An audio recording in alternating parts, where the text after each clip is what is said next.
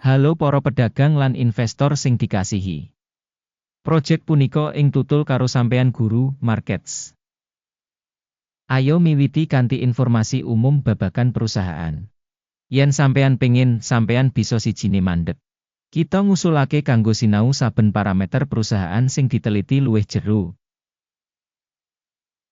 Saiki kita bakal bandingake indikator dasar perusahaan saiki Chipotle Mexican Grill, ticker CIMIC. Review adhedhasar data saiki wiwit 22 April 2025. Miturut klasifikasi guru, markets perusahaan Chipotle Mexican Grill kalebu subkategori. Public catering, 57 perusahaan melu pambiji, iki banget perwakilan. Hasil total kanggo perusahaan sing diteliti kaya ing ngisor iki, -2 saka 10 poin. Hasil rata-rata kanggo subkategori punika 2,6 terms. Yen sampeyan ndeleng kanthi wiyar, ing pasar kanthi sakabehe. Sampeyan bisa ndeleng menawa kinerja rata-rata pasar saham AS kanthi jumlah 1,8 poin. Marang skor -2 terms kanggo Chipotle Mexican Grill. Bandingake dinamika rega saham perusahaan Chipotle Mexican Grill lan perusahaan subkategori. Kita bisa ndeleng sing liwat 12 sasi saham Chipotle Mexican Grill nuduhake dinamika -19,8%. Marang dinamika rega kanggo subkategori 7,8%. Iki mesti ora ateges apa-apa, nanging perlu kanggo mbudidaya kasunyatan iki. Kapitalisasi pasar perusahaan Chipotle Mexican Grill regane 63 US$8 miliar.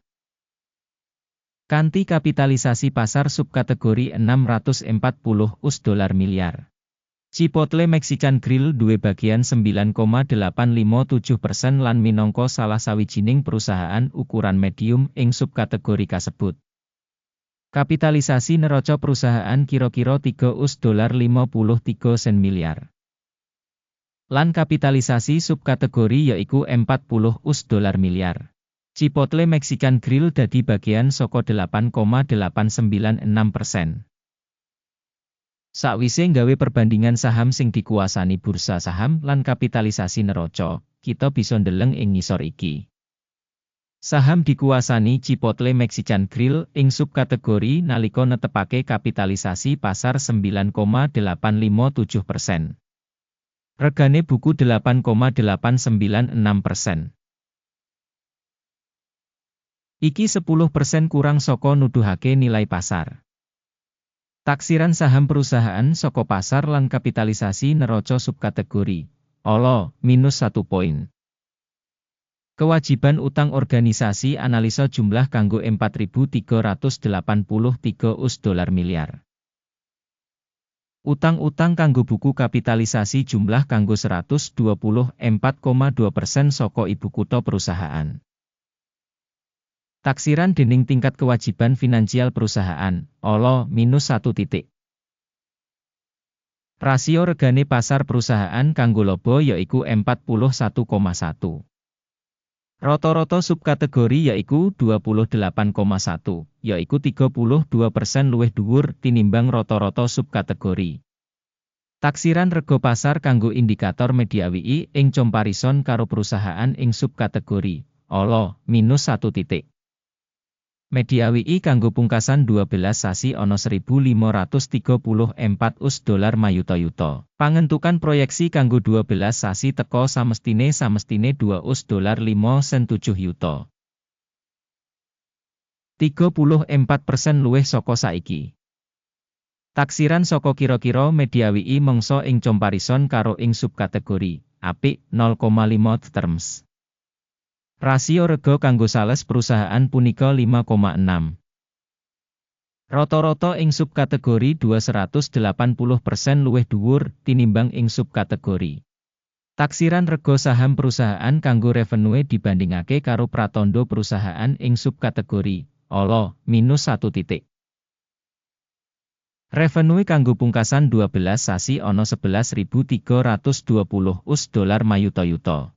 Revenue mangsa liwat sabanjur 12 sasi samestine 14.190 US$ mayuta-yuta. 25% luwih saka saiki.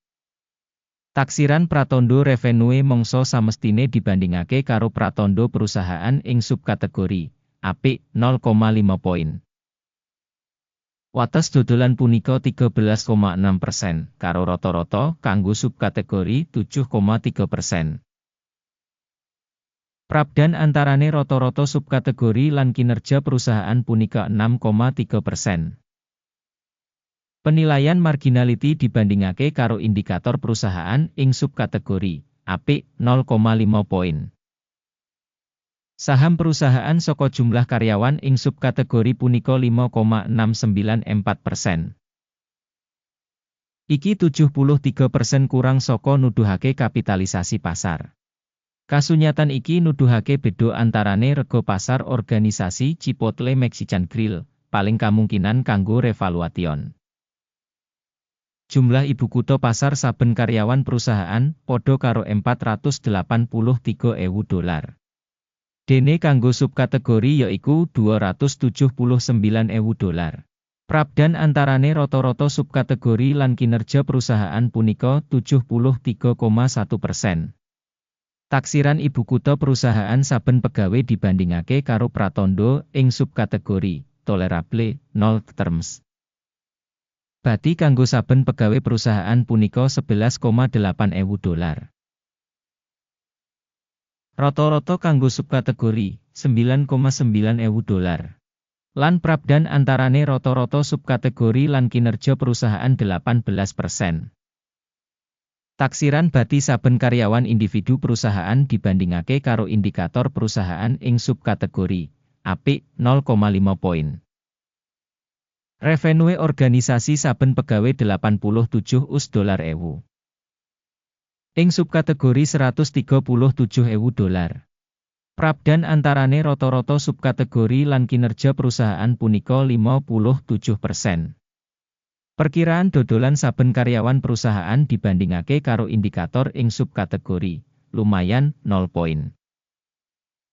Volume transaksi singkat 1,8%, karo rata-rata kanggo subkategori 3,2%. Iki minangka indikator remet cendak. Indikator resi 14 nuduhake tingkat 38% kanggo perusahaan Chipotle Mexican Grill. Dene ing subkategori tingkat iki kurang luwih 44%. Duweni potensi, securities saka subkategori rego kira-kira padha enggo bareng Chipotle Mexican Grill. Rega saham nyata perusahaan yaiku kira-kira $46.52. Target rega konsensus kanggo saham perusahaan iku kira-kira $63.39. Dinamika perkiraan saiki lan ramalan konsensus kira-kira 36%. Ayo ndeleng tabel pesenan sing kasedhiya kanggo kabeh wong. Link kasebut ana ing komentar sing disemat. Tabel pesenan ngemot pancen kabeh pancasan sadurunge digawe ing mangsa diwenehi dening informasi regane simpenan lan sistem referensi guru markets. Akses menyang meja supaya pancen free lan free, link ing komentar pinned. Adhedhasar regane saham perusahaan Chipotle Mexican Grill. Sistem evaluasi informasi lan referensi guru, markets kaputusan wis digawe. Ojo buka pesenan, amarga video iki ringkesan.